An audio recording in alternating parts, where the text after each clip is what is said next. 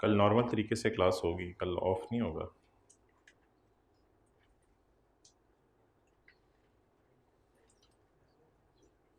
अच्छा जी, page number 18। Notes किसी के पास ना हो तो हाथ खड़े कर दें। 1 2 3 4 5। किधर थे आप लोग, इतने लेट क्यों आए? नोट्स बांटे अब्दुल्ला। अच्छा जी, क्वेश्चन 17 निकालें, रेजिडेंशियल स्टेटस।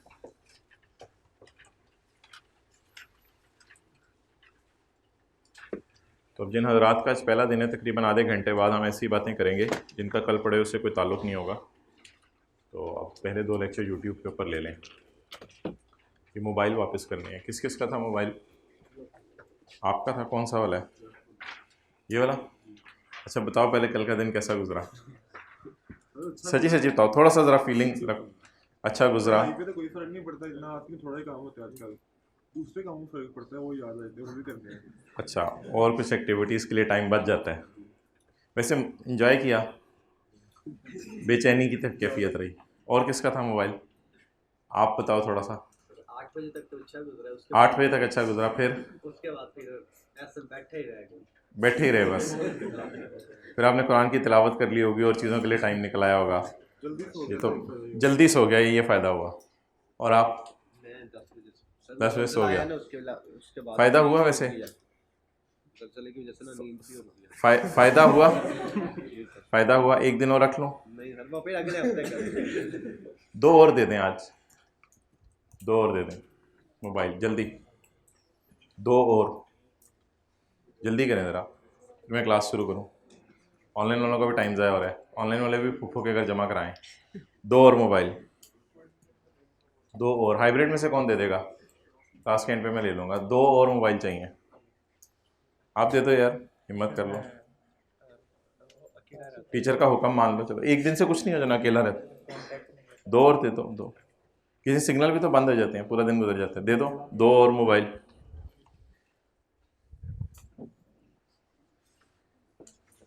आप दोबारा देने लगे हो? अब चेक कर रहे हो कल पूरे दिन क्या होता है? अच्छा, कल कौन देगा? 2 लोग हाथ खड़ा कर दें। कल प्री प्लान कर। एक और जी, और एक और हाथ खड़ा कर दें जी। हाइब्रिड में हाथ खड़ा कर दें कोई एक। कल दे देंगे, कल कल कल। आप लोग पीछे में मत देखा करो, मुनासिब नहीं जी। हाथ खड़ा करें, चलें। अच्छा जी,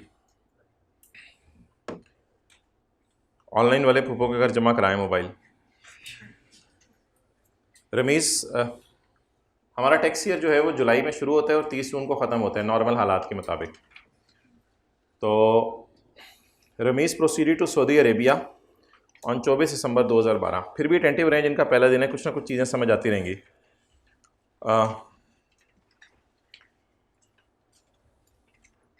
टैक्स ईयर 2013 का मतलब है 1 जुलाई 12 को शुरू होगा, 30 जून 13 को ख़त्म होगा। रमीज़ सऊदी अरब चला गया ऑन 24 दिसंबर 2012। 24 दिसंबर 2012 को सऊदी अरब चला गया। इसका मतलब है 24 का दिन भी काउंट करेंगे, 24 का दिन भी काउंट करेंगे। रमीज़ सऊदी अरब चला गया 24 दिसंबर 2012 को to assume his responsibilities on his new job. नई जॉब पर रिस्पॉन्सिबिलिटीज़ जो है वो उसको मिली। वो जो नीचे सजेशन बॉक्स है ना, कमेंट बॉक्स, उसमें आपने कोई भी कमेंट डालना हो तो प्रॉपर्ली डाला करें और रीज़न लिखा करें, ये हुआ था जिसकी वजह से ऐसा हुआ। इस तरह के अगर कोई वेग आएंगे कि यहाँ पे ये कर दें, इस क्या हुआ था वो पता नहीं चलेगा, तो वो फिर अंदाज़ा नहीं होगा कि आप क्या चाह रहे हैं। और चलें, Rameez proceeded to Saudi Arabia on 24 December 2012 to assume responsibilities on his new job. He visited Karachi from 20 June 13 to 24 June 13 for presenting a paper in seminar, but due to unavoidable circumstances seminar was cancelled. तो जुलाई से जून के अंदर, वो जुलाई के अंदर पाकिस्तान था, अगस्त में पाकिस्तान था, सितंबर में, अक्टूबर में, नवंबर में, दिसंबर में भी पाकिस्तान था, क्योंकि 24 दिसंबर को बाहर गया। ठीक है, तो जब जिन इन हजरात का पहला दिन है वो भी मुझे बताएं, जुलाई में कितने दिन होते हैं? 31। जुलाई में 31 दिन रहा, और आगे सितंबर में, अगस्त में 31, सितंबर में, अक्टूबर में 31, दिसंबर में वो कितने दिन रहा? 23 नहीं, प्रोसीडेड टू सऊदीया ऑन 24 को सऊदीया गया, इसका मतलब है 24 के दिन की फ्लाइट थी, तो जाने का दिन पूरा काउंट किया जाएगा, जहाँ 24। आगे चलें, नवंबर रह गया। अच्छा, अब दिसंबर सऊदी अरब चला गया, दिसंबर, जनवरी, फरवरी, मार्च, अप्रैल, मई, जून। जून में पाकिस्तान आया, लेकिन जिस काम के लिए आया वो हो नहीं सका, इससे कोई फ़र्क नहीं पड़ता, बस उसके दिन काउंट किए जाएंगे, 20, 21, 22, 23, 24 जी, 187 days. Therefore he will be considered as a 187 बन रहे हैं, 182 फिर तो नॉन रेजिडेंट होगा ना।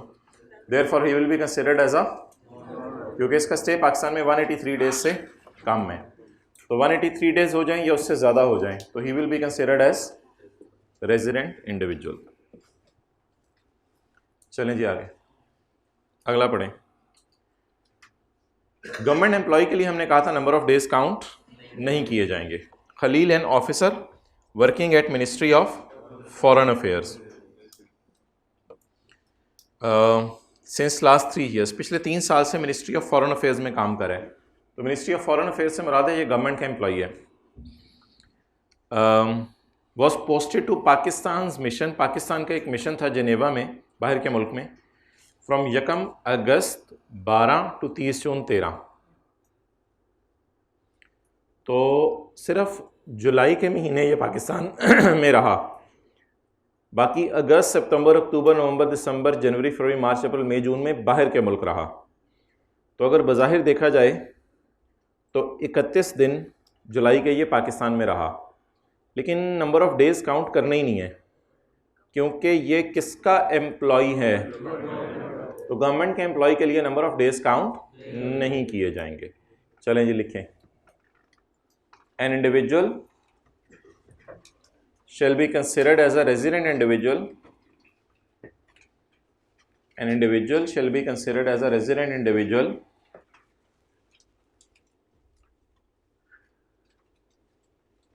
if he is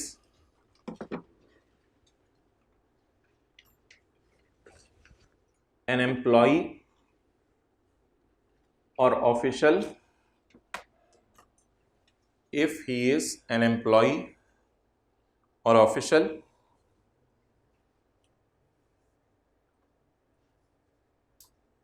of federal or provincial government, if he is an employee or official of federal or provincial government posted abroad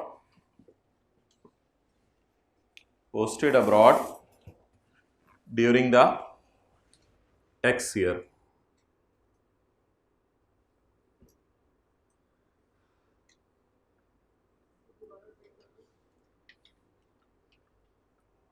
An individual shall be considered as a resident individual if he is an employee or official of a federal government or provincial government posted abroad during a tax year, as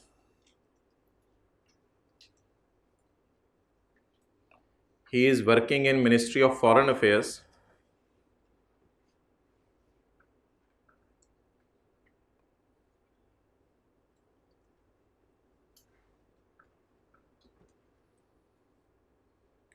so भाई आप भी लिख लो यार, कुछ नहीं होता। So he will be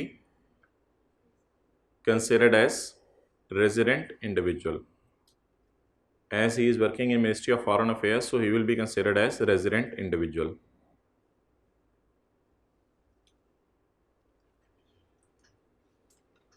थोड़ा सा एक लफ्ज़ और ऐड कर लें, irrespective of number of days he stayed in Pakistan,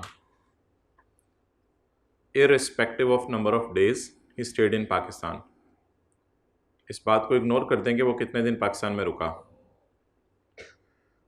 irrespective of number of days he stayed in Pakistan।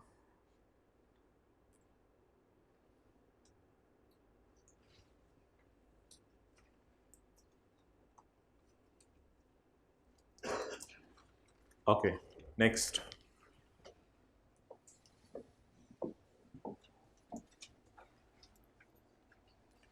Ali Associates is a partnership firm and provides consultancy services in Pakistan as well as United Kingdom.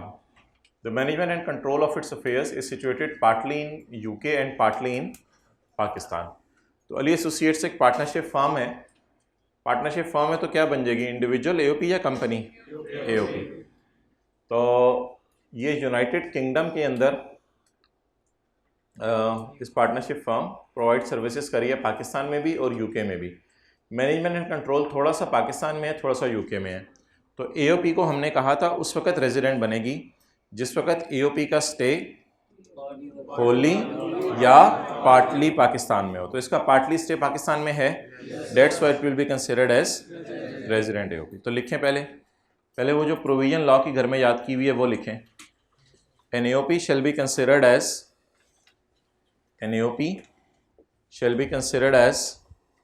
resident AOP.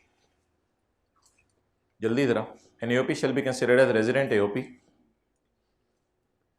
इनको भी एक page दे दें. An AOP shall be considered as resident AOP if its management and control is situated. If its management and control is situated wholly or partly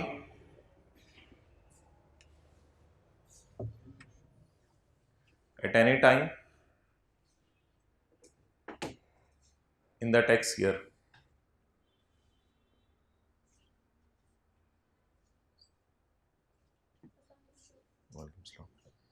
As the control is partly in Pakistan. आखिरी वाली line लिखेंगे. As the control is partly in Pakistan, so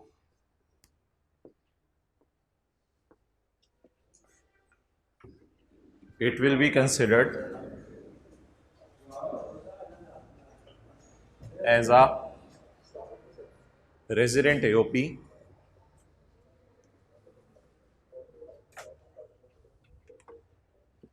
in tax year 2013. In tax year 2013. ज़्यादा नहीं सर्दी हुई भी.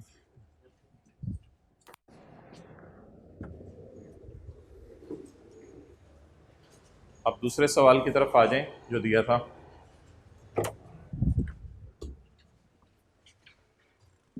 Question number 11.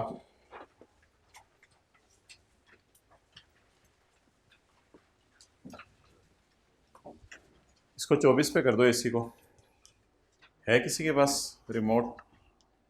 Mobile में है किसी के पास? कल कौन इंस्टॉल कराएगा? करोगे मोबाइल में? नहीं, चलो. Question 11. Briefly discuss the residential status of the following persons for tax year 2011. तो टैक्स ईयर 2011 कब शुरू होगा? 1 जुलाई 10 को. और ख़त्म कब होगा? 30/11 को. Shah has been working as an information analyst in ministry of foreign affairs. Shah ministry of foreign affairs में काम कर रहे हैं. On 1 November 2010 he was posted to Pakistan embassy in Canada for 3 years. तो 1 नवंबर को इसकी पोस्टिंग हो गई है. तो बज़ाहिर जुलाई, अगस्त, सितंबर, अक्टूबर पाकिस्तान रहा है, 4 महीने, जो कि 183 डेज से कम है. लेकिन इसके लिए नंबर ऑफ डेज काउंट नहीं किए जाएंगे. An individual shall be considered as a resident individual if he is posted abroad, government employee और ऑफिशियल ऑफ प्रोविंशियल और फेडरल गवर्नमेंट. तो posted abroad will be considered as resident individual. As he is an officer in ministry of foreign affairs, so being government employee he will be considered as a resident individual. Point 2. Asif Learning Center is a partnership concern providing IT training to professionals in Pakistan, UAE and Saudi Arabia. तो ये partnership firm है यानी AOP है. Up to 31 जुलाई 2010, साल के पहले दिन तक, साल के पहले महीने, the management and control was situated थोड़ा सा इन पाकिस्तान. हाउएवर 1 अगस्त से मैनेजमेंट पूरा का पूरा शिफ्ट हो गया दुबई में. इससे कोई फ़र्क नहीं पड़ता. जुलाई के महीने में जब उसका मैनेजमेंट एंड कंट्रोल पाकिस्तान में रहा है तो ये एओपी क्या बन जाएगी? बोले रेजिडेंट एओपी. तो वही सारी इंग्लिश लिख के आएंगे। An AOP shall be considered as resident AOP if the management and control is situated wholly or partly in Pakistan at a time in the year as it state for the month of July in the year, therefore it will be considered as a resident AOP. Liaquat was sent to Pakistan, was sent to Pakistan, पता नहीं कहाँ से, UK से, was sent to Pakistan on special assignment by UK based company on यकम मार्च 11। ही left Pakistan on 9 सितंबर 11, वो 9 सितंबर 11 को पाकिस्तान छोड़ के चला गया। तो इधर से इधर अगर देखें इस अरसे के दौरान, तो वो मार्च में पाकिस्तान रहा, अप्रैल में रहा, मई में रहा, जून में रहा। इससे कोई फ़र्क नहीं पड़ेगा कि 9 सितंबर तक रहा, क्योंकि जुलाई, अगस्त, सितंबर हमारे साल से बाहर गिर रहे हैं। तो इसलिए 9 सितंबर वाली बात के पीछे हम नहीं जाएंगे, क्योंकि ये इसके बाद है, जून के बाद है। तो हम मार्च से दिन गिनना शुरू करेंगे। मार्च, अप्रैल, मई, जून, डेट इज़ 122। गवर्नमेंट एम्प्लॉय नहीं है ये, तो इस पे जनरल रूल लगेगा 183 डेज वाला। Therefore he will be considered as a non resident individual. Next, Farooq trading LLC was incorporated as a company. ये एक कंपनी है, तो was incorporated as a company in UAE, ये यूएई में इनकॉर्पोरेट हुई हुई है।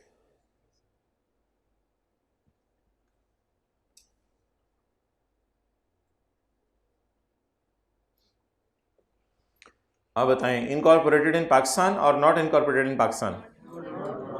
Not incorporated in Pakistan, Pakistan में इनकॉर्पोरेट नहीं हुई भी। तो अब हमने ये देखना है कि इसका मैनेजमेंट एंड कंट्रोल कहाँ है। तो it is not incorporated in Pakistan. तो कितने रह गए? The management and control of its affairs are situated, पूरा का पूरा इन होली इन पाकिस्तान। तो इसलिए क्या बन जाएगी, तो लिखें, a company shall be considered as a resident company, a company shall be considered as a resident company if management and control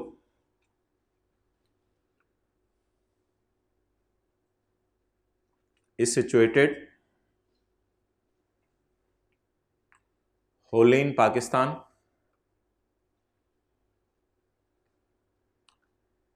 at any time in the year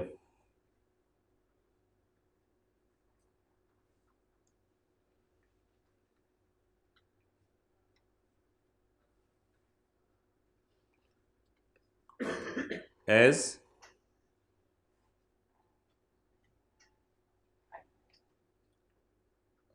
Farouk Trading LLC's management and stay is wholly in Pakistan, as Farouk Trading LLC's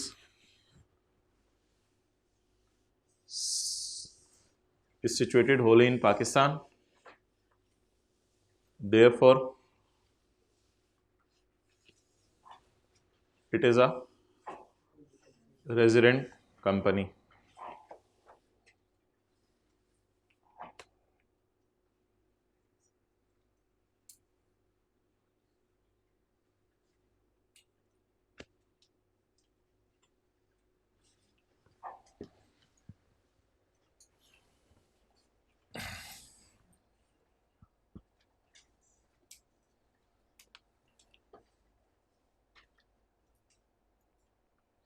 Question 28.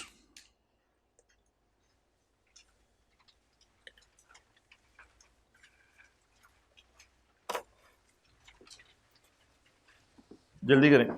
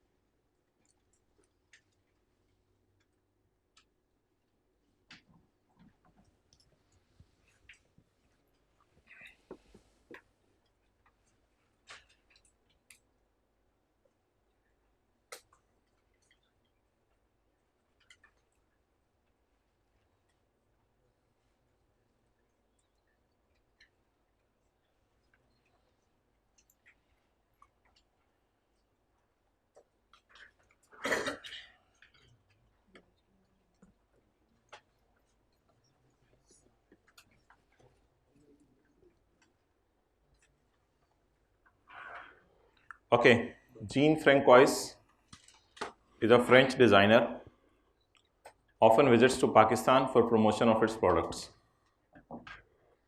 During his last visit, आखिरी time जब वो आया तो 10 जुलाई से लेके 25 फरवरी तक वो पाकिस्तान रहा।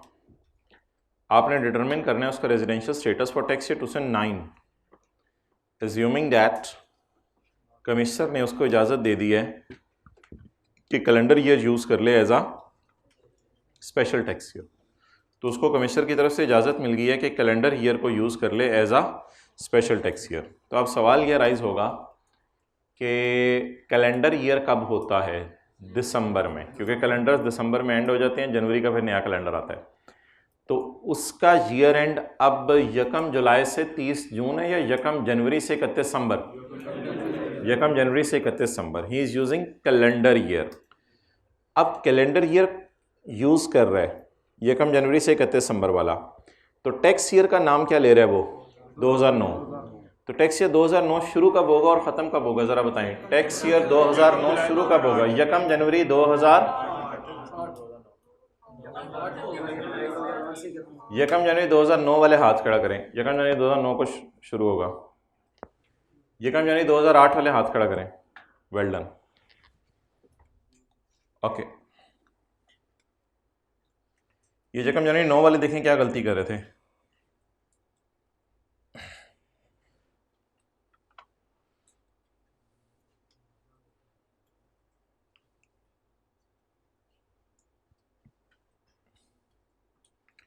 कल वाली क्लास में हमने एक एग्जांपल की थी कि एक बंदे का ईयर है 31/12/12, तो कैलेंडर ईयर ही है ना, लेकिन 31/12/12 का हमने कहा था देखो इसके बाद कौन सा 30 जून आ रहा है, तो इसको हमने टैक्स ईयर 2013 के नाम से डिनोट किया था। और जब इसका 31 दिसंबर 13 आ रहा था तो मैंने कहा था इसको 30 जून 14 वाले साल में इसने एंड होना है, तो ये कब डिनोट करेंगे? Tax year 2014। इस तरह असल में ये कॉन्सेप्ट था। अब जो लोग कह रहे हैं कि ये 1 जनवरी 9 से शुरू होकर 31/12/9 पे ख़त्म होगा, तो पहले मैं उनके कहने पे चलता हूँ।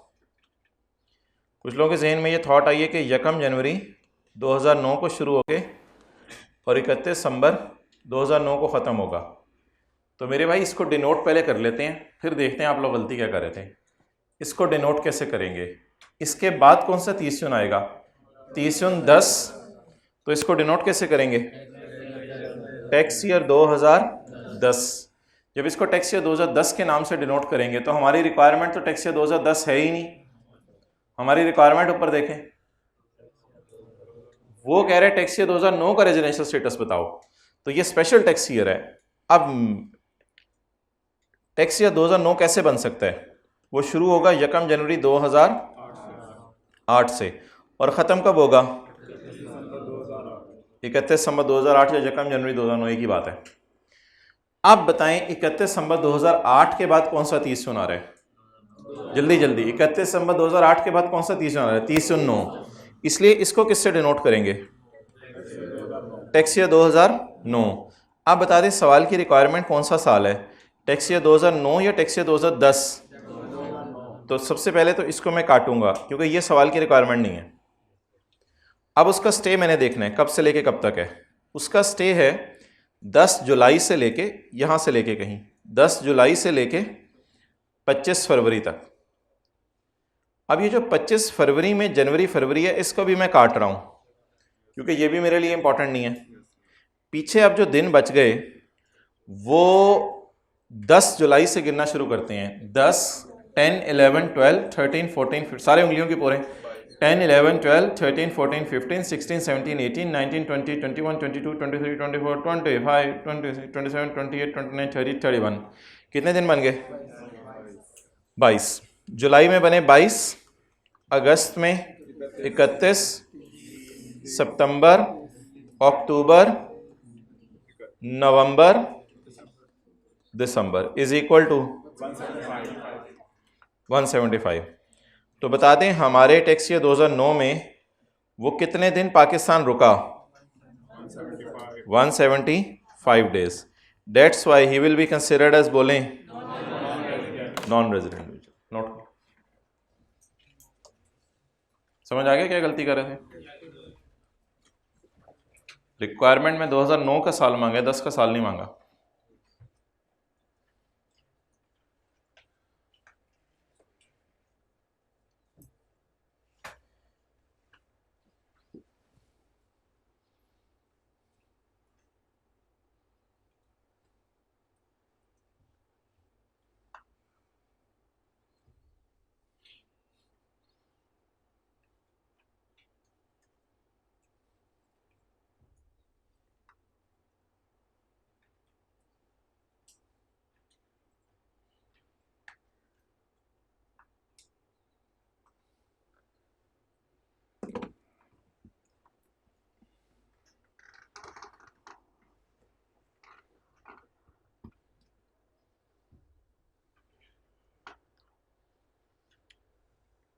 थोड़ी थोड़ी देर बाद साथ वाले के सर पे शफकत का हाथ फेरते रहा करें।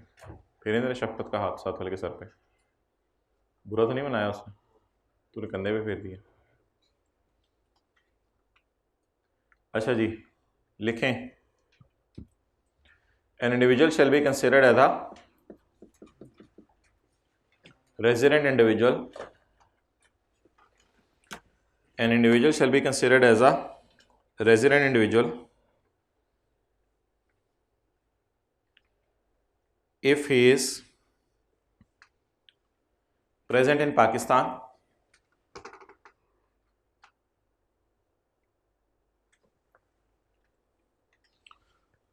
for a period of or period amounting in aggregate to for a period of or period amounting in aggregate to 183 days or more in a tax year.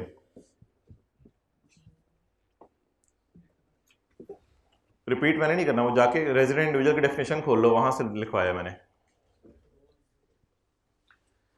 An individual shall be considered as a resident individual if he is present in Pakistan for a period amounting in aggregate to 183 days or more in a tax year.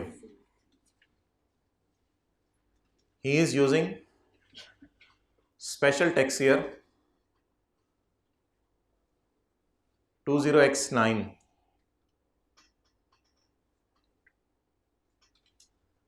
that is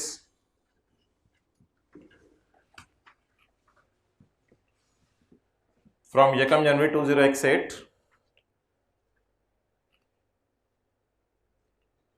to 31 December 20x8. That is from Yakam January 20x8 to 31 December 20x8.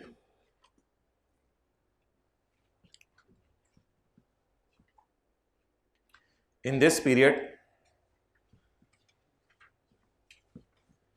he stayed for 175 days in Pakistan. In this period, he stayed for 175 days in Pakistan.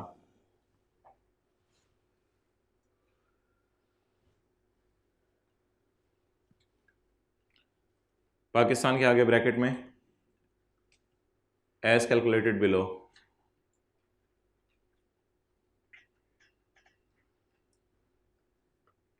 So he will be considered as non-resident individual.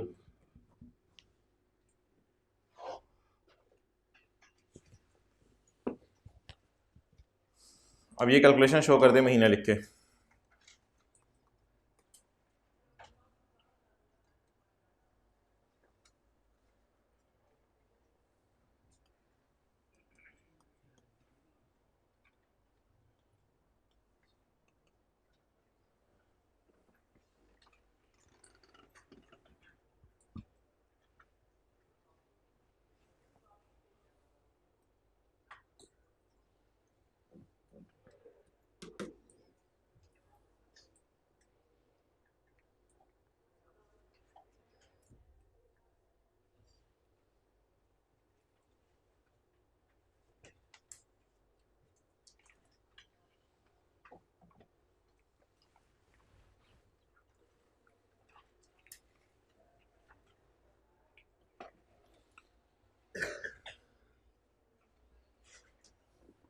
चलें जी आगे।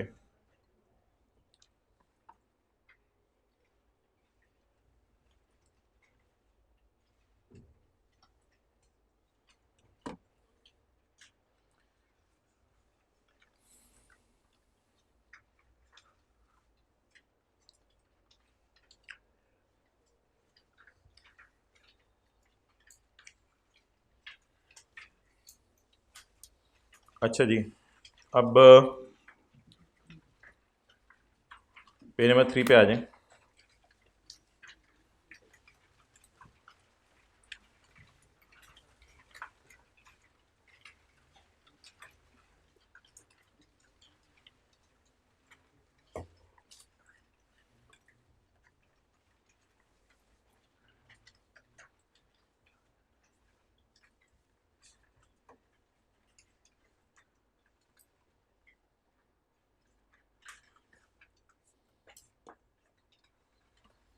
हमारा एक point रह गया page 2 पर।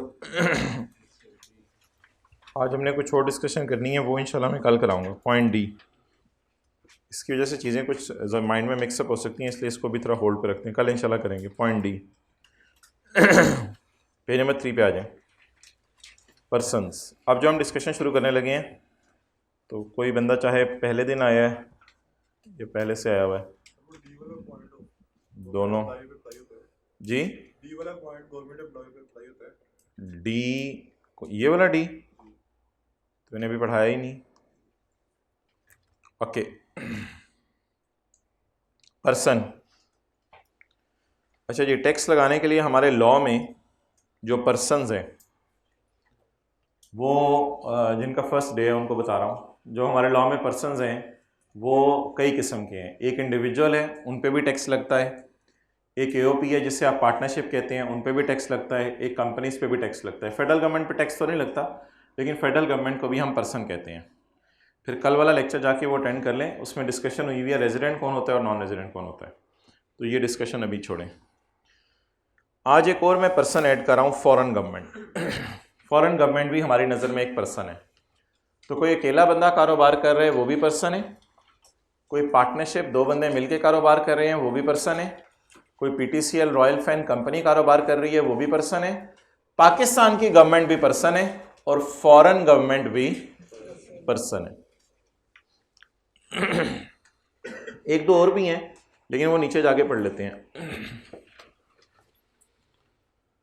तो कल हमने फेडरल गवर्नमेंट ऐड किया था, आज आप फॉरेन गवर्नमेंट ऐड कर सकते हैं।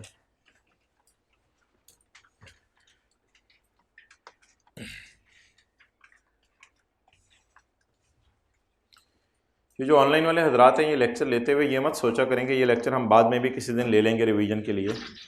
जिस तरह फिजिकल वाले बच्चों के जहन में होता है कि ये बस लेक्चर हो गया तो आज इसको अटेंटिवली ज़िंदगी में पहली और आखिरी दफ़ा सुनना है। क्योंकि अगर आप कभी भी लेक्चर को दूसरी दफ़ा ज़िंदगी में सुन रहे होंगे तो याद रखिएगा आप अपना टाइम वेस्ट कर रहे होंगे और आपने फिर टाइम की डबल आपकी एफर्ट लग रही होगी और बाकी सब्जेक्ट्स पे सफ़र होंगे। तो हर लेक्चर को इसी नीयत से सुनना है कि पहली और आखिरी दफ़ा सुना जा रहा है, इसमें से जो कुछ है आज ही निकालना है लेक्चर में से।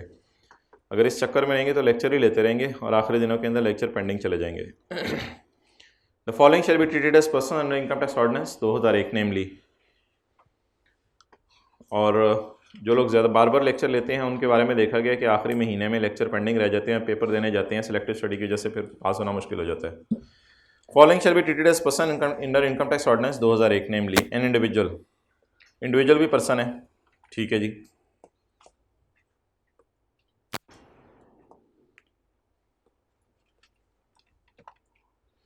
अ कंपनी, कंपनी भी पर्सन है। एन एओपी, एक एओपी भी पर्सन है। तो इंडिविजुअल भी पर्सन है, कंपनी भी पर्सन है और एओपी भी पर्सन है। इनकॉर्पोरेट फॉर्म्ड या बनी हो इन पाकिस्तान और एल्सवेयर, जहाँ मर्जी बनी हो। अभी हम रेजिडेंट नॉन रेजिडेंट तो डिसाइड नहीं कर रहे, वो तो हमने कल कर लिया था। अभी तो हम बता रहे हैं कंपनी।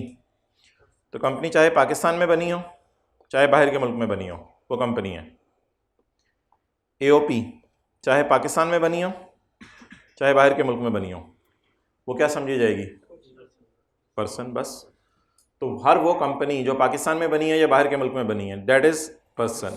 हर वो एओपी जो पाकिस्तान में बनी है या बाहर के मुल्क में बनी है डेट इज़ पर्सन।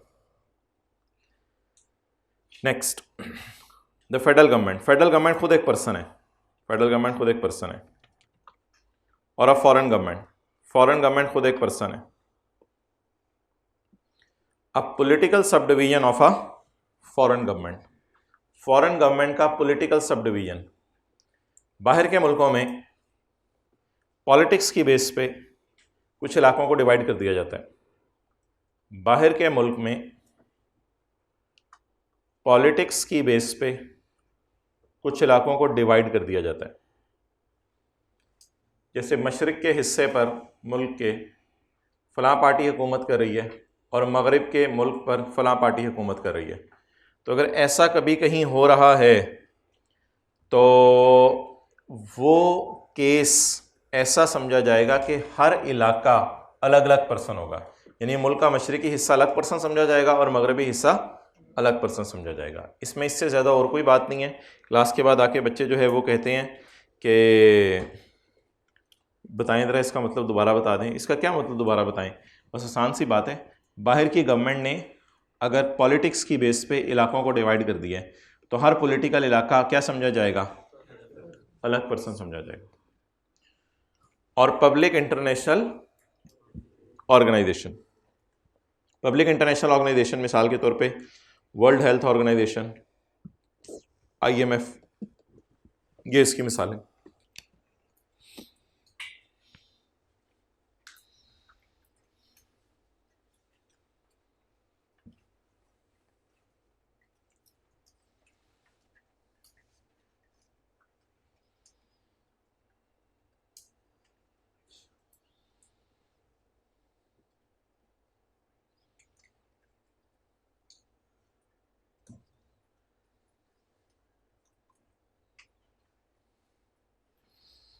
चलें जी आगे।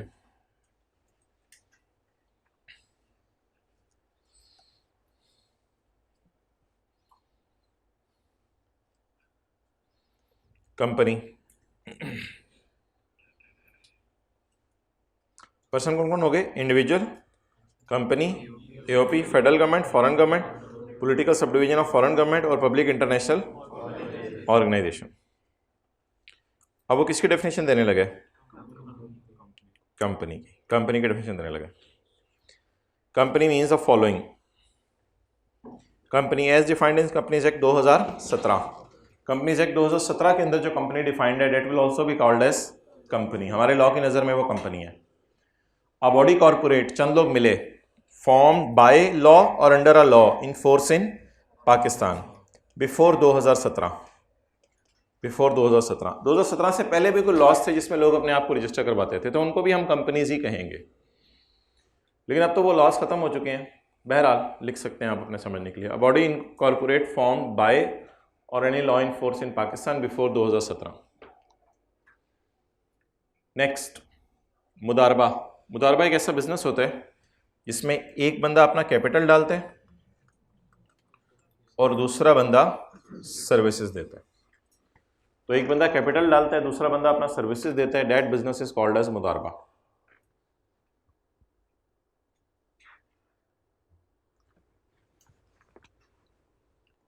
नेक्स्ट, पॉइंट डी का क्या मतलब है?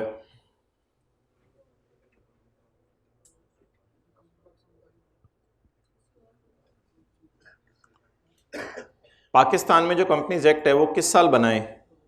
2017 में। तो अगर पाकिस्तान एक मुल्क है और पूरी दुनिया के अंदर जो है वो 250 ममालिक हैं फ़र्ज़ करें, तो फिर 249 कंट्रीज़ की यहाँ बात हो रही है। 249 कंट्रीज़ की यहाँ बात हो रही है। अब उन 249 कंट्रीज़ के अंदर जो कंपनीज़ हैं उनको भी हमारी नज़र में कंपनी कहा जाएगा। वो रेजिडेंट है या नॉन रेजिडेंट है वो बहस कल हुई थी। मेरा आज ये सवाल है, उनको कंपनी कहा जाएगा या नहीं? यस, उनको कंपनी कहा जाएगा। लेकिन वो जो 249 कंट्रीज़ हैं बाहर के मुल्कों की, उन सब के नाम लिखने यहाँ पॉसिबल नहीं थे, इसलिए उसने एक जनरल बात लिखी, पॉइंट ए जैसी, बिल्कुल पॉइंट ए जैसी। अ बॉडी इनकॉर्पोरेटेड, चंद लोग मिले, under the law of a country, किसी और कंट्री के लॉ के तहत, वो जो पाकिस्तान से बाहर है, relating to incorporation of companies. तो जर्मनी के अंदर भी कोई कंपनी एक्ट होगा, चाइना के अंदर भी कोई कंपनी एक्ट होगा, इसी तरह दुनिया के काफ़ी मुल्कों के अंदर अपने अपने एक्ट होंगे। तो वो जिस जिस मुल्क में जहाँ जहाँ अपने अपने कानून के मुताबिक लोग मिल रहे हैं, तो that will be called as, बोलें, कंपनी। तो ये नोट कर लें। तो ये कंपनीज कौन सी वाली कंपनीज बनी? जो बाहर के मुल्कों में है।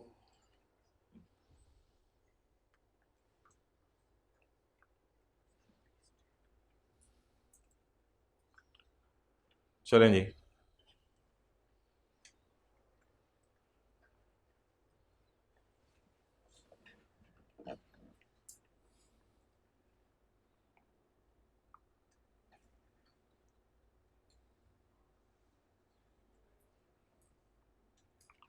चलें जी आगे।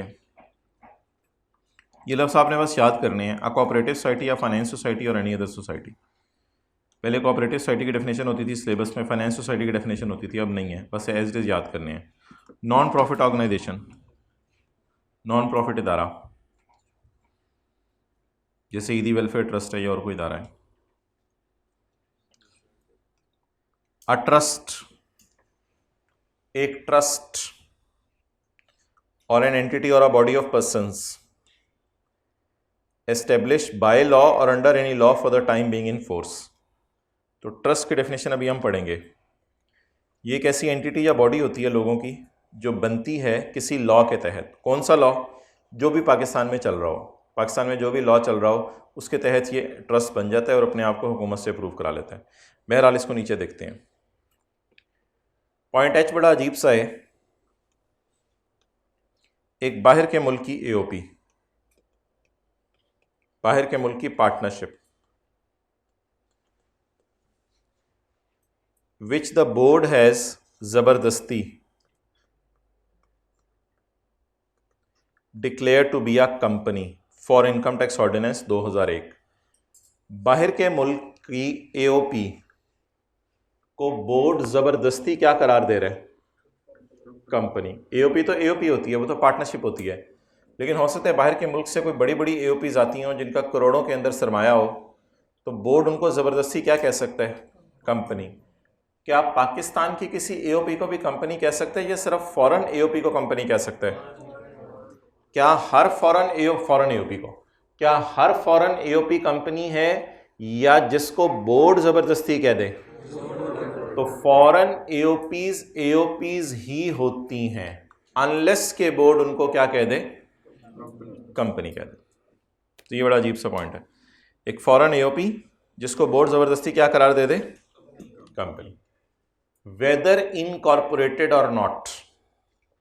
अच्छा जी, पाकिस्तान में कंपनीज कहां अपने आप को इनकॉर्पोरेट कराती हैं? कंपनीज एक्ट 2017 में। वो चेयर लाना। पाकिस्तान में कंपनीज अपने आप को कहां इनकॉर्पोरेट कराती हैं?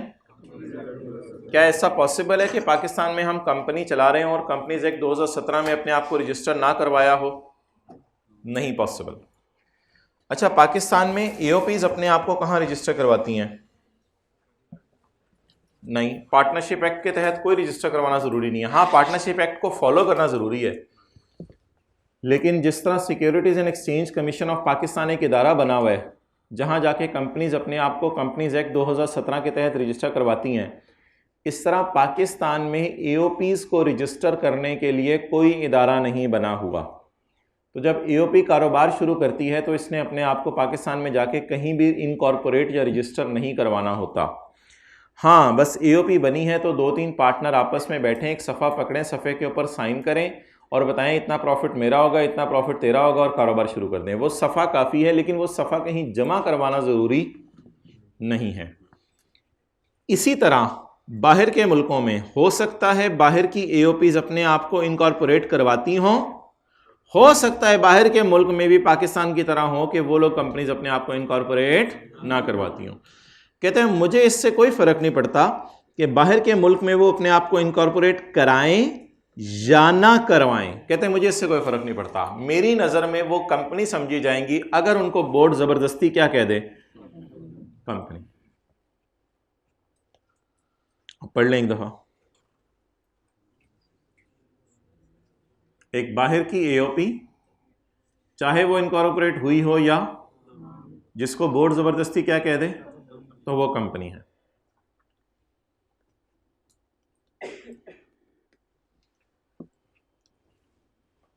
आईटीओ से मुराद है इनकम टैक्स ऑर्डिनेंस 2001।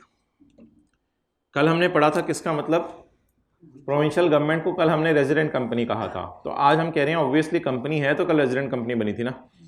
तो सूबे की गवर्नमेंट भी कंपनी है। इसी तरह जो लोकल गवर्नमेंट्स पाकिस्तान में हैं, ज़िली हुकूमतें नाज़िमों की, ये भी क्या हैं? और कोई स्मॉल कंपनी भी क्या है? कंपनी। चलें 1-2 मिनट लें, ये सारे पॉइंट याद कर लें।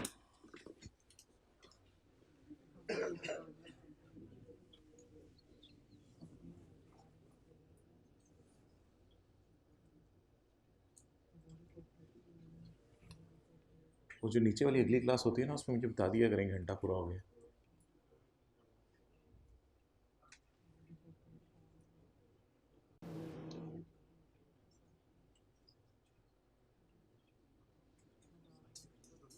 हाँ जी, ये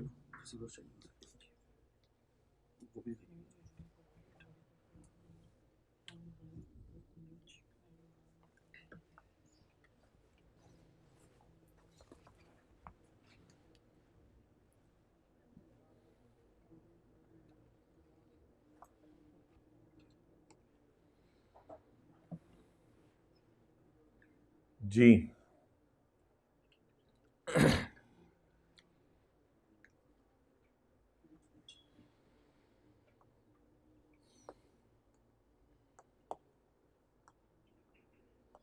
साढ़े 9 बजे आप फारिग हो जाया करेंगे ना तरावी पढ़ के, तो 10 बजे आप लोग सो जाइएगा और 4 बजे तक ओए हो लुट मच जाएगी। तो 6 घंटे सो के, और उसके बाद फिर 5 बजे तक आप नमाज़ पढ़ के फारिग हो जाएंगे और सैरी करके। तो उसके बाद फिर 5 बजे से लेके 7 साढ़े 7 बजे तक तो लुट है। तो 2.5 घंटे सुबह बंदा पढ़ ले तो पूरा दिन अच्छा गुजरता है। तो 4 AM सॉरी, सही कह रहे हो। तो ज़बरदस्त है ये। तो 6 घंटे यहाँ से पूरे हो गए। फिर कुछ लोग ऑब्वियसली ज़्यादा पढ़ते हैं, वो फिर 3 बजे उठ जाएंगे, तो वो फिर इधर 5 घंटे सोएंगे। तो फिर दोपहर को 2 बजे से लेके 3 बजे तक, 4 बजे नहीं, ज़्यादा हो जाएगी, 1 घंटा सो जाएं, 6 घंटे हो गए। तो लुट है। 24 घंटे होते हैं ना दिन में। तो अभी रमज़ान आ रहा है, आम दिनों में तो 2 घंटे होंगे नमाज और खाने के लिए, रमज़ान में चलो 3 घंटे हो जाएंगे। और इसके वो तो डाल दिया ना इसमें, 1 घंटा तरावी का ही डाला है इसमें। अच्छा आगे चलो, इसके बाद 5 घंटे आपकी क्लासें और 6 घंटे सोना। कितना बचा? कितने? 10 घंटे। अल्लाह अकबर। इसमें 3 घंटे 3 घंटे 3 घंटे हर सब्जेक्ट को अगर आप डेली दें तो एंड पे 1 घंटा बच जाएगा रिवीजन के लिए पिछले टॉपिक्स की।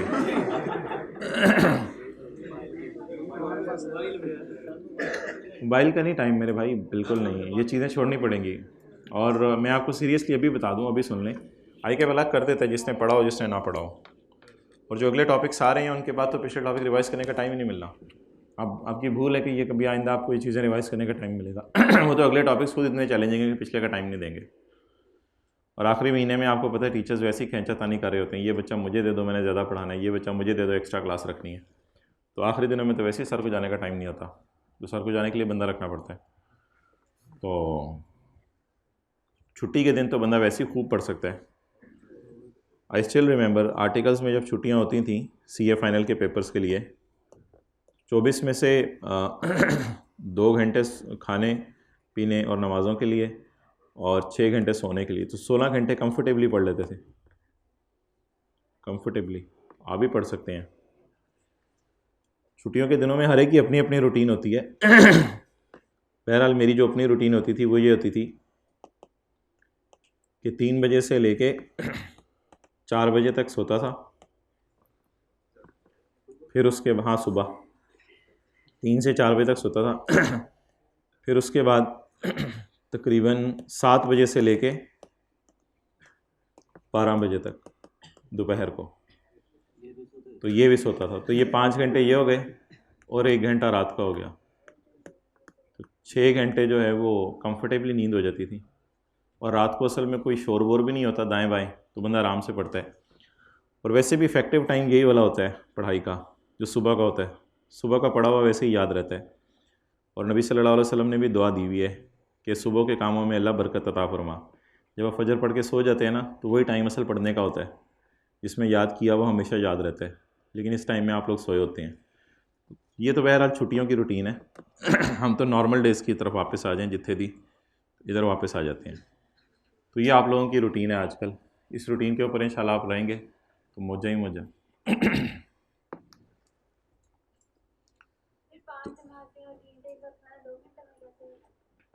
आप 2.5 घंटे लगा लें, 9.5 घंटे कर लें। चलें जी आगे।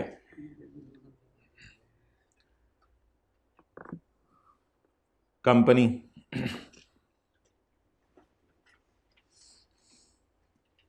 खाने में भी थोड़ी सादगी ले आए, पुरतकल्लुफ़ ना हो, वरना प्यास लगती रहती है, फिर आगे उसके और भी कॉन्सिक्वेंसेस, वो फिर छोड़ें आप, तो इसलिए खाने में भी सादगी ले आए। कंपनी, बहरहाल आपके सामने ही ये सारी चीज़ें करके हमने भी सीए कर लिया, आप भी कर सकते हैं। ट्रस्ट, और मुझे नहीं याद पड़ता सीए इंटर में 2 साल कोई एक भी छुट्टी की हो, याद नहीं, बल्कि कंफर्म बता रहा हूँ। तो इधर तो पीएससी में ही छुट्टियाँ शुरू कर देते हैं, कैफ तो दूर की बात है। ट्रस्ट की डेफिनेशन पढ़नी है हमने। What is trust? ट्रस्ट एक ऐसा अरेंजमेंट है जिसमें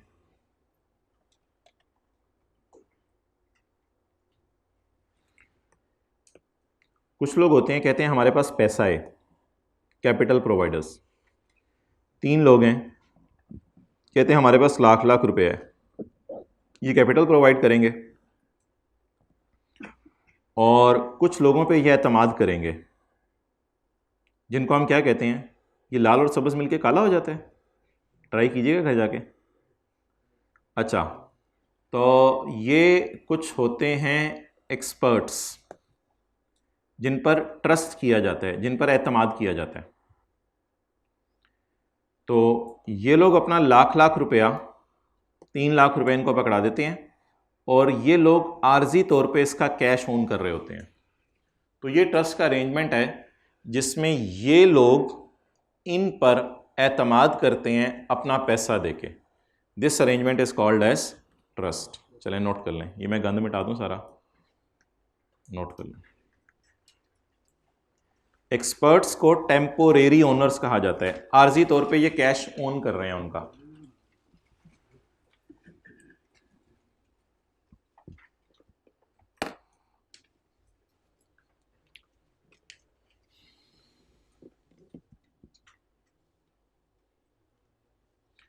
भाई जिसने पढ़ना है उसके लिए टाइम ही टाइम है, और जिसने पढ़ना नहीं फिर उसके लिए 1000 बहाने हैं।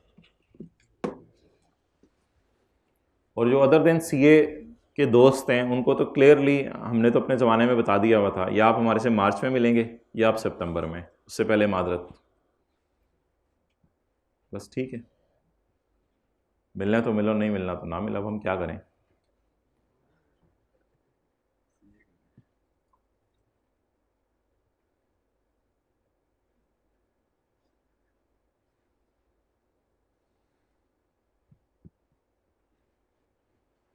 जो सबसे ख़तरनाक चीज़ है वो कज़नों की शादियाँ हैं। वो 2-2 3-3 दिन वेस्ट करवाती हैं और फिर वो कभी कवर अप हो नहीं पाता। तो या उनको कह दें मार्च और सितंबर में रीशेड्यूल कर लें, या फिर आप जाना छोड़ दें, दोनों में से एक काम करना पड़ेगा। और उसका तरीका है, अगर वो नाराज़ हों तो किसी ऐसे टाइम में बंदा पहले जाके तोहफे तहाइफ दे आए और उनसे उज़र कर है कि भाई मेरी क्लास है और मैं आउट स्टेशन इतनी दूर आ नहीं सकता, तो मैंने कहा पहले आपसे मिला हूँ। तो ऑब्वियसली रिश्तेदारी भी आपने निभानी है, उसके लिए कुछ ऐसा अरेंजमेंट कर सकते हैं आप। और ये जो फिज़िकल वाले हजरात हैं रिक्वेस्ट करते हैं कि जी ऑनलाइन पोर्टल की भी हमें एक्सेस दे दी जाए, तो इसका सबसे बड़ा नुकसान ये होता है कि ये फिर ढीले हो जाते हैं और इनको पता होता है ऑनलाइन लेक्चर अवेलेबल है, वहाँ से ले लेंगे, इस वजह से ऑनलाइन की आपको एक्सेस नहीं दी जाती। और अगर किसी को कोई मजबूरी है तो वो ये मत मैसेज करे टीचर को ढूंढ के कि यूट्यूब के ऊपर लेक्चर अपलोड करवा दें, क्योंकि रोज़ाना किसी ना किसी एक को ज़रूर मजबूरी होती है। तो ये फिर किसी दोस्त को कह दिया करे ऑडियो रिकॉर्डिंग कर ले और उससे समझ लें। तो अगर आपको ऑनलाइन की भी एक्सेस दे दी जाए और फ्लेक्सिबिलिटी दी जाए तो आप उसको यूज़ नहीं करेंगे, मिसयूज़ करेंगे। ट्रस्ट एक जिम्मेदारी है जो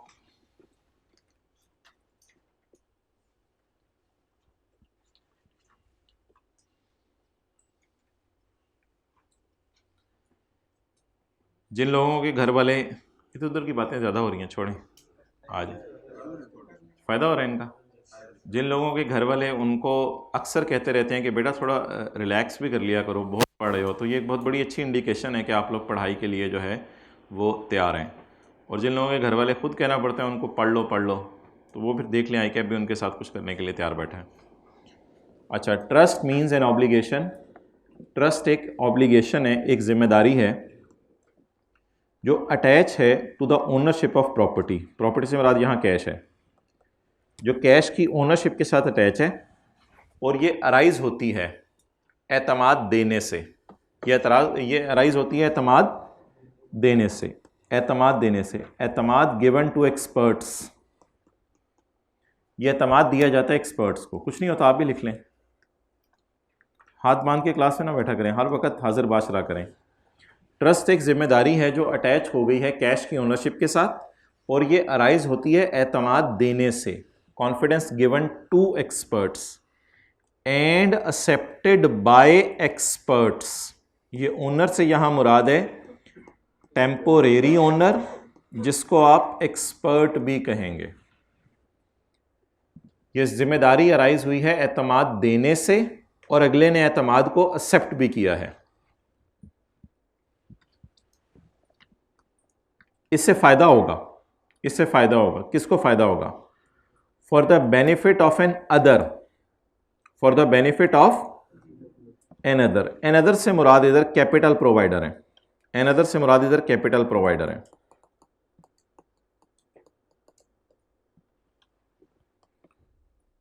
for the benefit of capital provider और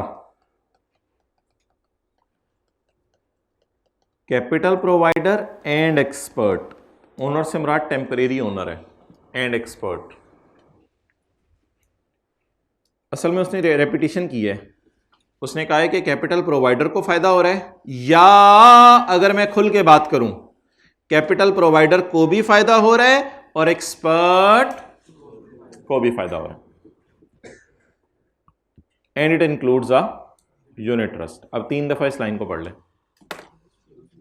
भाईजान। H2O डाल दें, डला हुआ है, ग्लास पकड़ा दें, NaCl थोड़ा सा डाल दें, बस।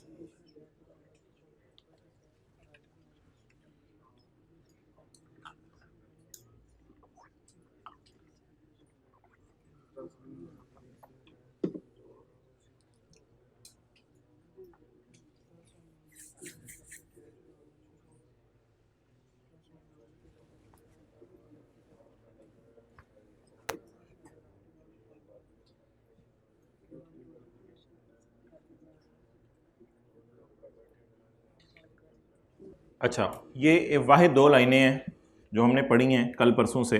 इनको याद करने में आपका थोड़ा सा घर में टाइम लगेगा। दीवार की तरफ मुंह करके घर में आपने याद करनी है, किचन में बैठ के पढ़ें। Trust means an obligation. Trust एक जिम्मेदारी है, एक जिम्मेदारी है जो अटैच होती है कैश की ओनरशिप के साथ, जो अटैच होती है कैश की। ये अराइज होती है एतमाद देने से एक्सपर्ट्स को। एक्सपर्ट्स को एतमाद दिया जाता है, परेशान ना हो, घबराओ ना, तुम हमारा पैसा संभाल लोगे।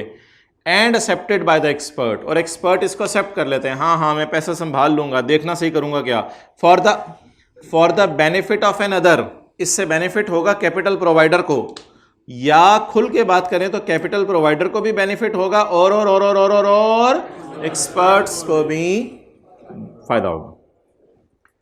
ट्रस्ट मीन्स एन जिम्मेदारी which is attach to the ownership of cash, और ये अराइज होती है एतमाद देने से एक्सपर्ट्स को, और एक्सपर्ट्स इस एतमाद को एक्सेप्ट करते हैं for the benefit of capital provider, or capital provider and the owner.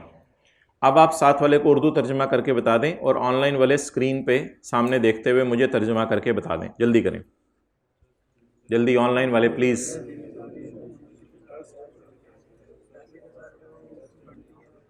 जो 3 लोग बैठे हैं वो दरमियान वाले को पकड़ लें और उसको समझाएं। जल्दी जल्दी जल्दी, हरी आप।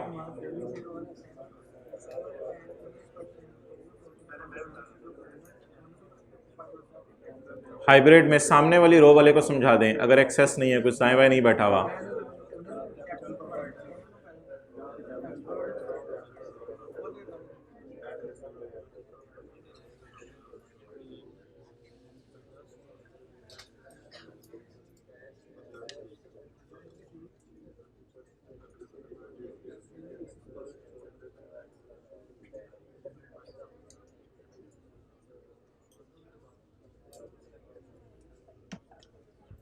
ओके,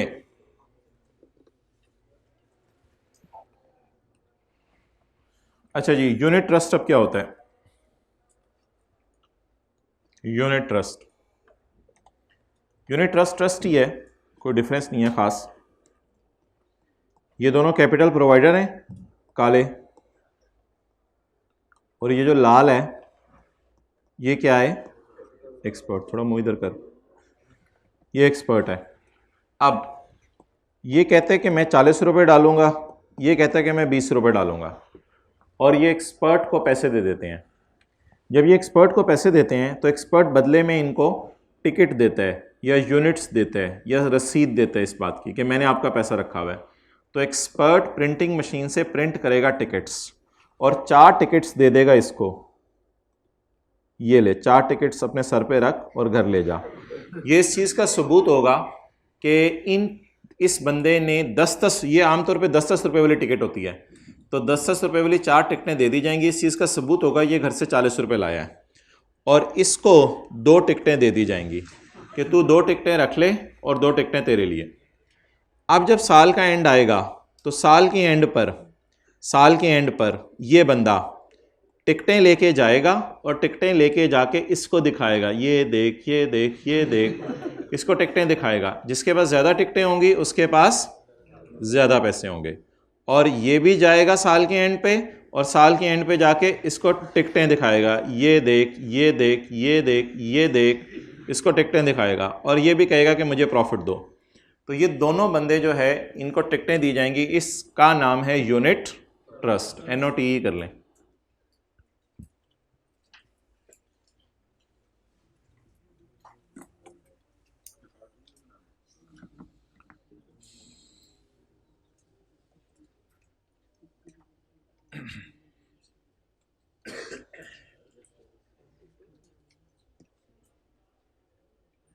यूनिट ट्रस्ट,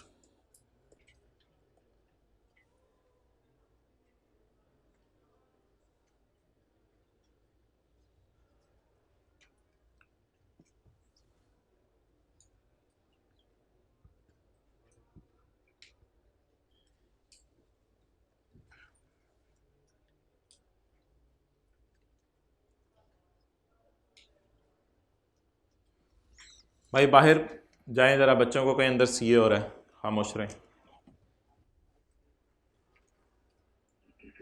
इस क्लास से कोई हाइब्रिड से उठ रहा है बाहर जाने के लिए? नहीं बैठा हुआ उधर हमारा बंदा, चलें जाएं फिर, आप बता दें।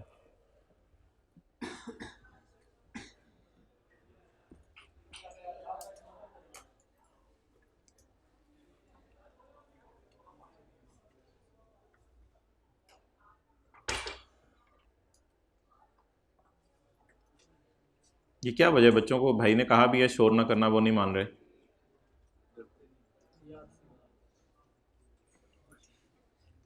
चलें, यूनिट ट्रस्ट,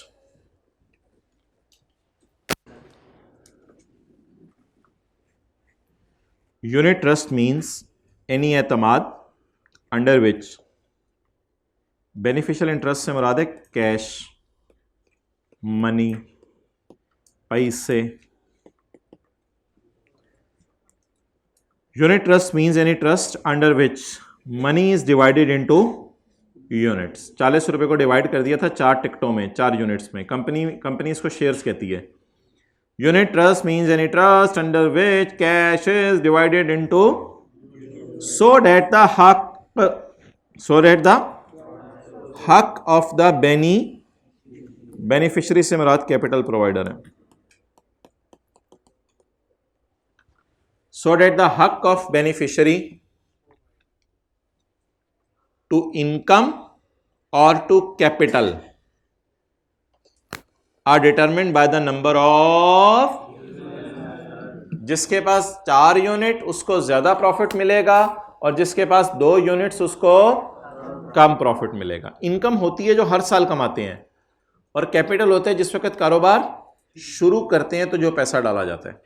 तो जो ज्यादा पैसा डालेगा उसको ज्यादा यूनिट्स मिलेंगे तो उसकी इनकम भी ज्यादा, जो कम पैसा डालेगा उसको कम यूनिट्स मिलेंगे तो उसकी इनकम भी कम। It is determined by the number of Units. Unit trust means any trust in which the cash is divided into units so that the right of beneficiary to the income is determined by the number of units held.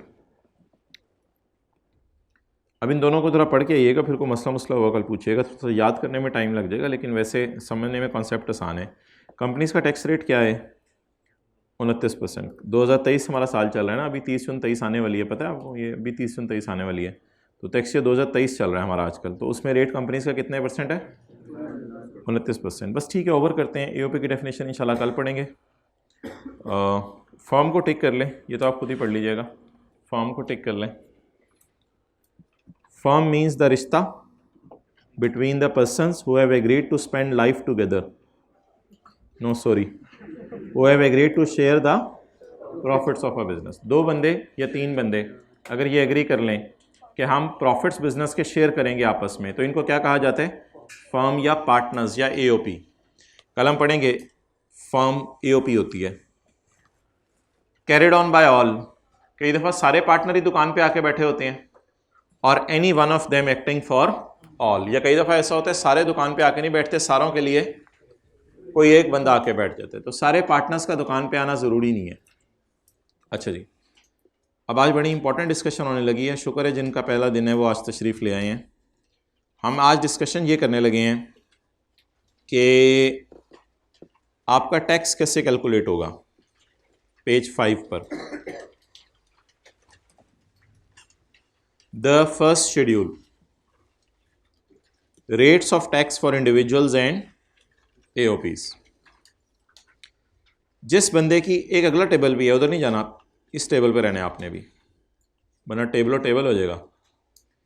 जिस बंदे की income 6 lakh तक है पाकिस्तान में, उसने कितना tax देने? 0%। होंठ हिला ले आए हुए हैं तो कितने % टैक्स देने? 0%। जिसकी इनकम 6 लाख से ज़्यादा है लेकिन उसकी इनकम 8 लाख तक है, तो उसने कितना टैक्स देने? 6 लाख से जो अमाउंट बढ़ रही है उसका 5%। जिसकी इनकम 8 लाख से ज़्यादा है लेकिन 12 लाख तक है, तो उसने कितना टैक्स देने? 10,000 तो देना ही देने, जमा 12.5% of amount exceeding 8 lakh and so on. इसी तरह आगे चलेगा।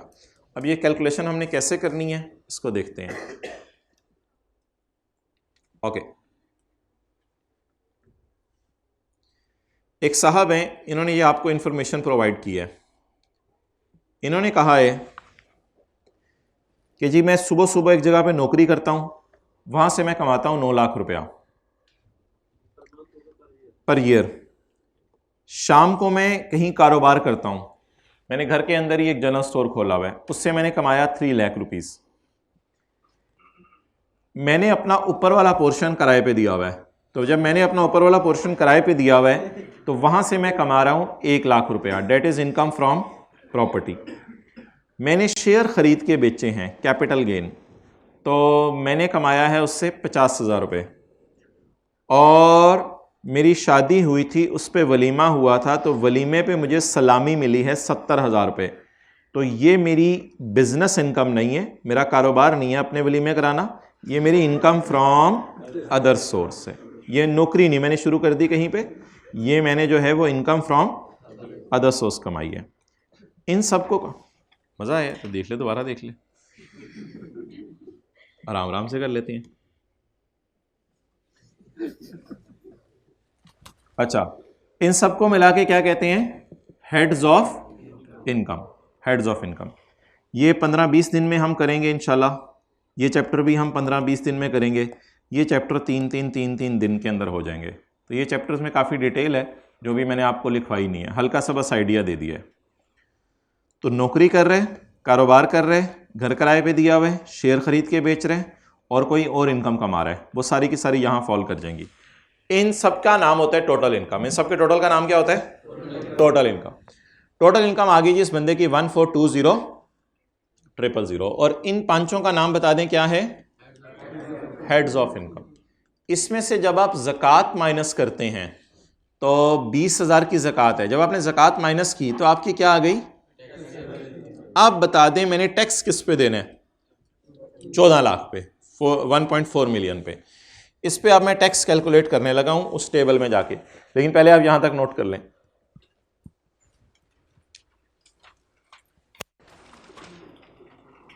ये टेबल याद हो जाएगा 2-3 दिन तक, वैसे पेपर में दिया होता है तो याद नहीं करना, लिख लें, याद नहीं करना, पेपर में दिया होता है। नहीं यकीन मेरी बात पे तो पेपर में जाके जरा ट्राई कर लीजिएगा इस सवाल।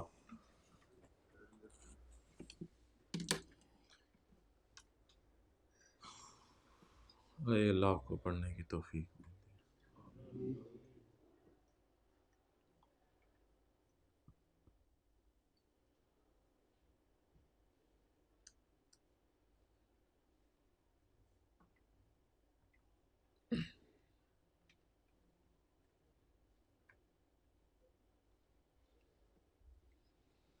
अस्सलाम वालेकुम सर, ये 10:20 पे हमारी क्लास के बाहर ना कुछ बंदे आते हैं, शोर करते हैं, तो इनका ज़रा पता चलवाएं। कल भी ये लोग आए थे और आज भी आए हैं, ये चेक करें कहाँ से आते हैं।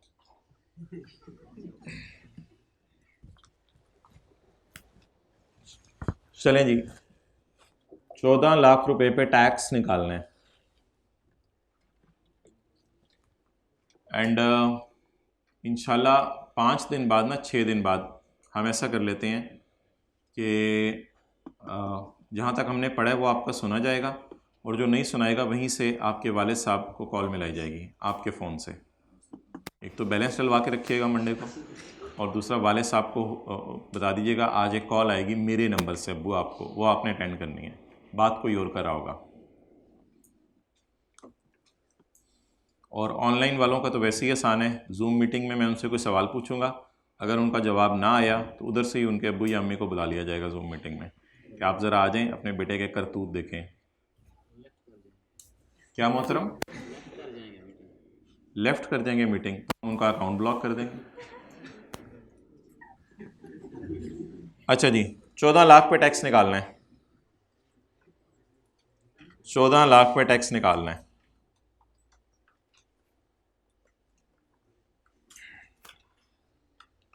चौदह लाख किस सीरियल में गिरे?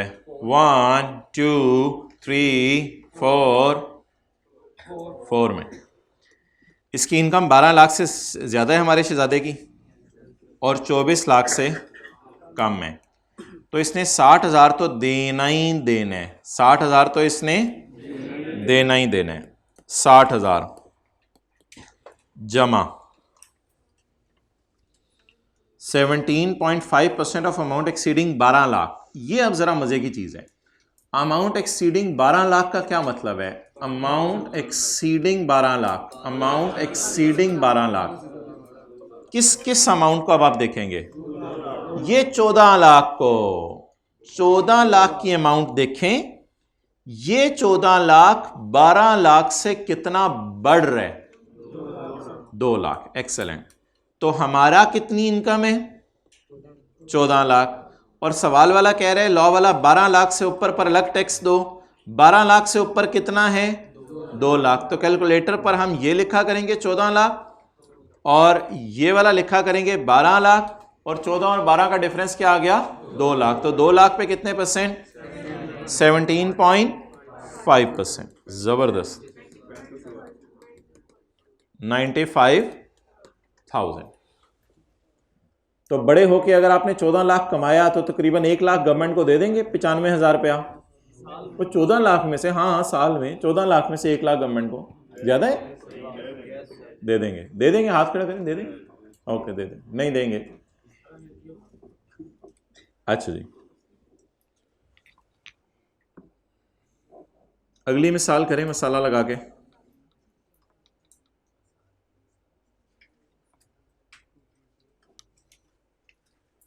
ये कैसे आया 2 लाख?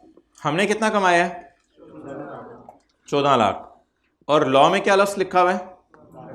12 लाख से ज्यादा। चलें जी, ये सवाल कर दें।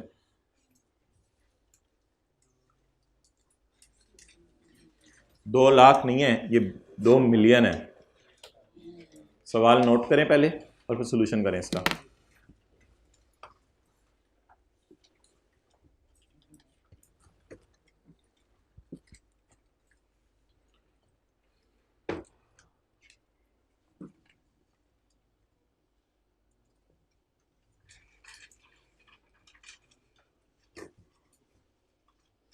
सर मुझे ना ये पीआरसी के बच्चे लग रहे हैं, इनको ज़रा देखना पड़ेगा। ओके चलें जल्दी करें।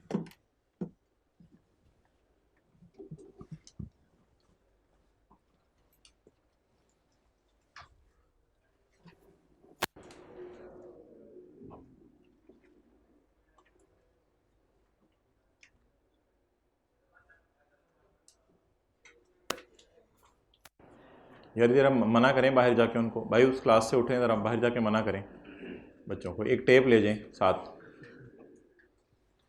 हाँ जी भाई हो गया? नो जल्दी करें।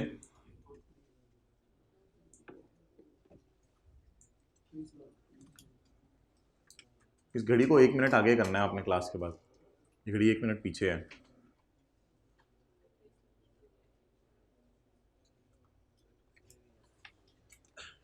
ओके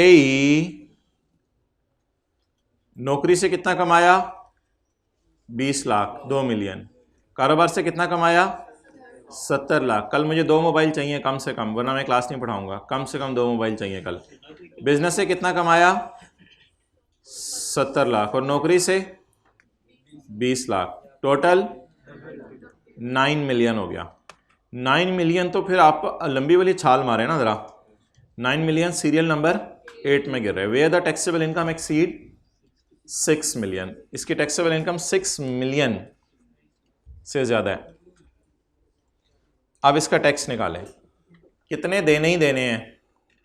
1 3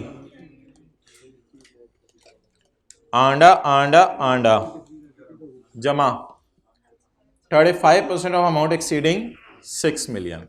एक ये फिगर पकड़ लें और एक ये फिगर पकड़ लें, और इन दोनों का डिफरेंस कैलकुलेटर पे बताएं। 9 मिलियन और 6 मिलियन का। 3 मिलियन पे क्या लगाना है? 3 मिलियन पे क्या लगाना है? 35% into 35% of 3 million is equal to 2380। आंडा आंडा आंडा ओके आंडा।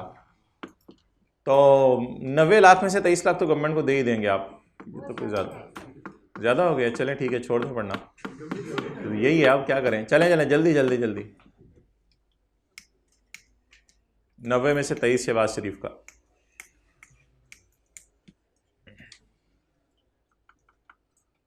चलें आगे, मज़ा आने लग गया ना, नशा सा चढ़े इसका। चलें आगे फिर एक और एग्जांपल करें। ये करें जी, इनकम फ्रॉम बिजनेस।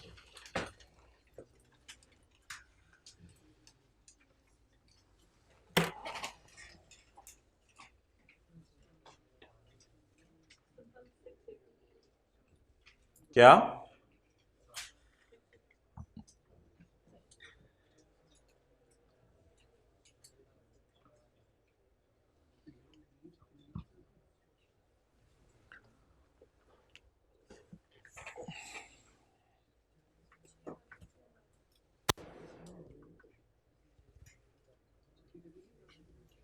हाँ जी बोलें।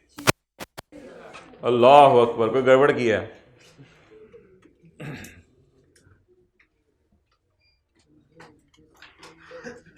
भाई ये उनसे ज़रा पता करें, ये यूपीएस पे क्यों नहीं चल रहे थे? ठीक है मुझे बताइएगा पता करके। भाई उन क्लासों में नज़र आ रहा है? ज़रा माइक पकड़ के बता दें। उन क्लासों में नज़र आ रहा है? जाओ दोनों क्लासों में चक्कर लगा के आओ, नज़र आ रहा है? बता दो। ओ भाईजान तुसी तो ऑन हो जाओ। ये कैसे ऑन होगा? इसको ऑन करना पड़ेगा शायद।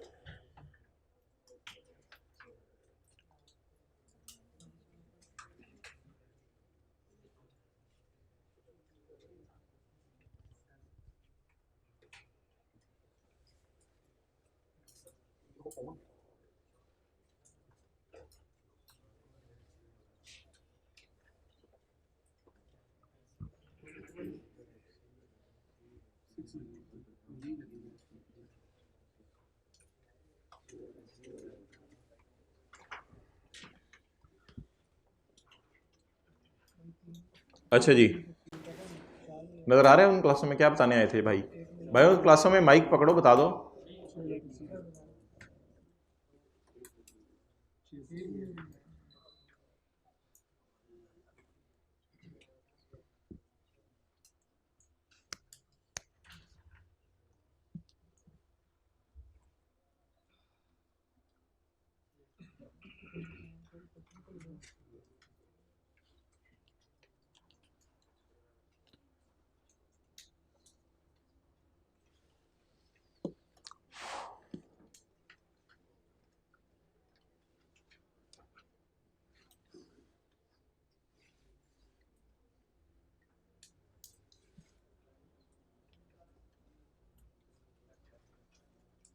भाई उधर नज़र आने लग गया है,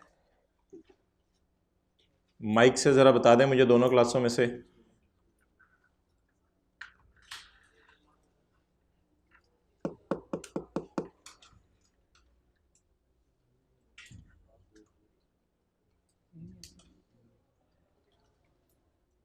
दोनों क्लासों में ओके। अच्छा जी, अब मोहतरम देखना ये कि 4 मिलियन कहाँ फॉल कर है। तो कितने लोग कहते हैं 4 मिलियन फॉल कर रहा है सीरियल नंबर 6 में? हाथ खड़ा करें। कितने लोग कहते हैं फॉल करे सीरियल नंबर 7 में? भाईजान गलत कह रहे हैं, सीरियल नंबर 7 में जो फॉल कर रहा है वो देखें लिखा क्या हुआ है, where taxable income exceed 4 million. Exceed बड़े, बड़े 4 से, ये तो 4 है, वो कह रहे हैं बड़े, क्या कह रहे हैं? बड़े। ट्राई करें, बड़े, वो कह रहे हैं 4 से बड़े, तो ये तो खुद 4 है, तो 4 से बड़ा है या 4 है? फिर क्या करें? जब 4 से ना बढ़े या 4 तक रहे, ये 4 तक है, उधर नजर आना बंद हो गया। अच्छा, ये 4 तक है, आप बता दें इस पे कौन सा सीरियल लगेगा? ये 4 तक है, इस पे कौन सा सीरियल लगेगा? सीरियल 6। सीरियल 6 क्या कहता है? 405,000 जमा 27.5% of amount exceeding 3 million. 3 lakh कहाँ से आ गया मेरे भाई? जी बताएं भाई, उधर ज़रा हाथ खड़े करते हैं उन क्लासों में। ओके, 405,000 जमा 27.5% of amount exceeding 3 million. 27.5% of amount exceeding 3 million. ये 4 मिलियन 1 मिलियन से कितना, 4 मिलियन 3 मिलियन से कितना बढ़ है? असल में ये फिगर लेनी होती है और ये फिगर, इनका डिफरेंस लेना होता है। जब आप ग्रैंड टोटल 6 लाख, ये जवाब इसके बराबर आ गया, इस चक्कर में ना जाएं आप लोग बस ऐसे नहीं देखना, आप छोड़ें, ये सीरियल हमने यूज़ ही नहीं करना था। तो ये 6,80,000 इज पेबल टू गवर्नमेंट, कितने लोगों ने यही निकाला था? ओके गुड, उस क्लास में भी ठीक है, चलिए ठीक है। अच्छा सहरी का टाइम क्या है, देखे किसी ने? 4:43 है। तो भाई ये ज़रा सुन लें गौर से कि ये जो लाहौर की मैं बात कर रहा हूँ, पता चले कराची वाले भी इस टाइम कर रहे हों। तो 4:43 ये जो टाइम है, इस वक्त तो अज़ानें शुरू हो जाती हैं। तो कुछ घरों के अंदर पता नहीं कि अजीब सी बात बनी हुई है कि कोई नहीं, अज़ान हो रही है, अभी तो हय्या अलस सलाह पे पहुँचा है, वो खाते रहो ज़रा। ये बिल्कुल गलत है, ये रोज़ा ख़राब करने वाली बात है। अज़ान से पहले आपने खाना छोड़ देना होता है। तो अज़ान का तो मतलब है अब तो खाने का टाइम तो पहले ही ख़त्म हो चुका है। तो इसलिए अगर 4:43 है तो 4:41 तक एहतियातन 1-2 मिनट पहले जो है खाना पीना छोड़ दिया करें। चलो ठीक है भाई।